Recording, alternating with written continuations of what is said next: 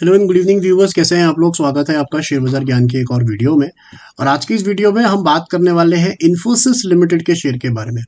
इन्फोसिस आज के सेशन में 1617 1617.55 ऑलमोस्ट 0.70% ऊपर इंट्राडे।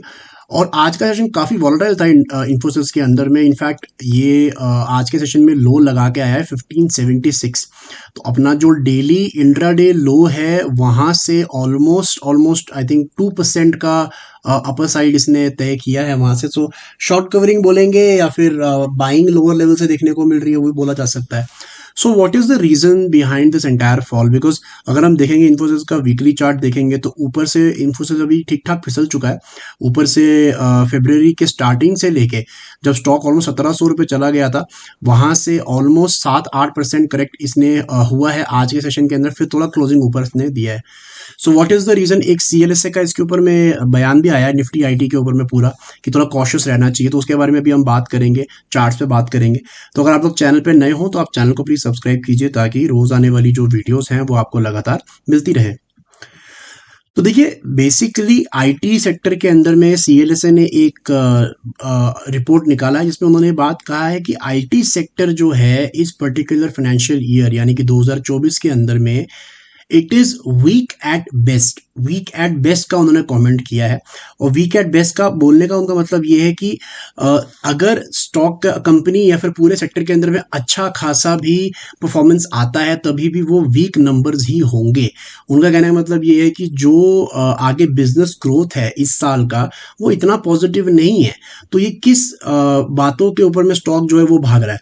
अगर आप देखोगे इन्फोसिस के, और इन्होंने जो ये रिपोर्ट निकाली है सीएलएसए ने, इसके अंदर में इनका मेन जो टारगेट है वो इन्फोसिस नहीं है, पूरा आईटी सेक्टर है। मेन जो है वो विप्रो के ऊपर में और एल एन टी का जो आईटी कंपनी उसके बारे में बात कर रहे हैं, एल एन टी माइंट्री के बारे में।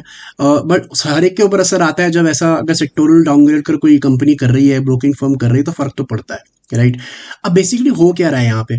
तो इन्फोसिस अगर आप देखोगे तो नवंबर में जहाँ पे स्टॉक जो है 1300 1350 रुपये का था, वहां से 1700 रुपये तक गया है, यानी कि 350 रुपये का ग्रोथ, ऑलमोस्ट 30% भागा है शेयर, राइट।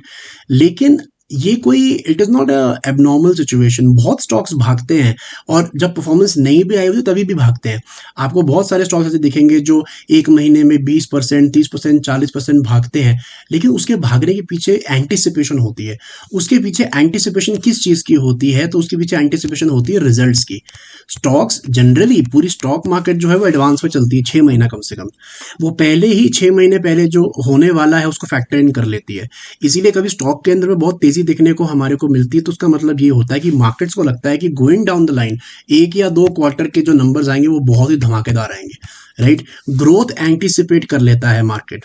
अगर आप सिंपल सी बात यहाँ पे सीएलएसए की समझोगे तो वो यही कह रहे हैं कि ग्रोथ एंटिसिपेट करना गलत है, बिकॉज 2024 के अंदर में भी आईटी सेक्टर में ऐसी कोई ग्रोथ आने ही नहीं वाली है। अगर हम देखेंगे तो पिछले ऑलमोस्ट 2 साल के numbers, the numbers are flat, right. अगर आप 2022 मार्च से नंबर्स इसके देखोगे इन्फोसिस के, तो बहुत ज्यादा ग्रोथ नहीं है। 5,000, 5,500, 6,000 इतने करोड़ का ही बिजनेस जो है कंपनी हर क्वार्टर में प्रॉफिट कर रही है। अगर आप ईयरली नंबर्स इनके निकाल के देखोगे तो पिछले 2 साल के अंदर there is hardly any growth. 24,000 crore का कंपनी बिजनेस प्रॉफिट किया है 2023 में। अब 2023 का एंड आने वाला है जो फाइनेंशियल ईयर है, तो उसका जो लास्ट ट्रेडिंग 12 मंथ्स है उसमें भी 24,400 करोड़ का ही प्रॉफिट है। सो मार्केट में स्टॉक्स भागते हैं on the basis of growth, not profit. ऐसा नहीं है कि 24,000 करोड़ कर रहा है कंपनी 10 साल से तो वो स्टॉक भागता जाएगा। वो कहीं ना कहीं जगह प्लेटू हो जाएगा, बिकॉज ग्रोथ आनी बंद आ जाएगी, राइट। और आईटी की ग्रोथ आनी बंद क्यों हुई है? That is basically because inflation in US, inflation in Europe, जो स्पेंडिंग पावर है वो कम हुई है कंपनीज के अंदर में, इंटरेस्ट रेट्स बढ़े हुए हैं, बहुत सारे मामले हैं। कई कई कंट्रीज तो अभी रिसेशन में भी जा रही हैं। सो जब भी वेस्टर्न वर्ल्ड अच्छा नहीं करता है, आईटी हमारा स्ट्रगल करता है, बिकॉज इनका जो रेवेन्यू है, इनका जो पैसा कमाने का जरिया है वो वहीं से है, right.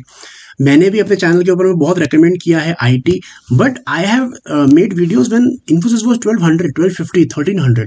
Even I am saying, पिछले कई दिनों से मैं भी ये बात कह रहा हूँ कि जो ये आईटी सेक्टर के स्टॉक्स भाग रहे हैं, यहाँ थोड़ा कॉशियस होना आपको जरूरी है, बिकॉज अभी तक नंबर अच्छे नहीं आएंगे और आ भी नहीं रहे हैं। सो ये किस बिना पे भाग रहे हैं? So it could be a false breakout also.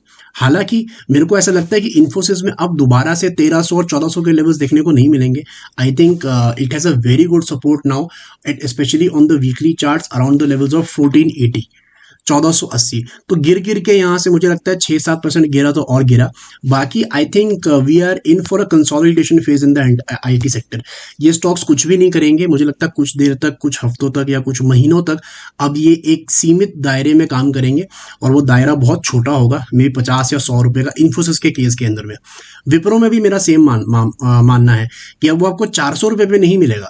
Wipro भी मुझे ऐसा लगता है कि 450 460 के नीचे अब नहीं जाएगा, उसने बेस अपना बना लिया है। अब 450 460 के ऊपर में कितने महीने लगाता है वो नहीं पता, बट ओवरऑल आई थिंक जिन लोगों ने लंबे समय के लिए लेके रखा उनको कुछ भी करने की जरूरत नहीं है। कोई बहुत बड़ी डाउन साइड जो है आईटी के अंदर में नहीं आएगी। सीएलएसए की रिपोर्ट आई है वो ठीक है, लेकिन सीएलएसए कभी भी small cap mid cap shares के बारे में ऐसी रिपोर्ट नहीं निकालता है, राइट। और आपको पता है कि स्मॉल कैप मिड कैप के जो स्टॉक्स हैं वो तो 100 पी पे चल रहे हैं। सो आईटी में yes, growth will not come so soon, लेकिन stocks are also not very expensive. So short to medium term में मुझे लगता है कंसोलिडेशन होगा, बाकी ज़्यादा घबराने वाली बात नहीं है। एक बात तय जरूर है कि अपर साइड जो है अब वो कैप्ड है, बहुत ज़्यादा भागेंगे नहीं शेयर्स, ये बात भी तय है। तो दोस्तों, ये था मेरा आज का video on Infosys. I hope आपको रिपोर्ट, लॉजिक, लेवल्स, वैल्यूएशन सब समझ में आया। कोई सवाल है आपका तो आप कमेंट सेक्शन में जरूर डालें। मैं मिलूंगा आपसे अपनी अगली वीडियो में, तब तक आप अपना ख्याल रखें। All the best guys.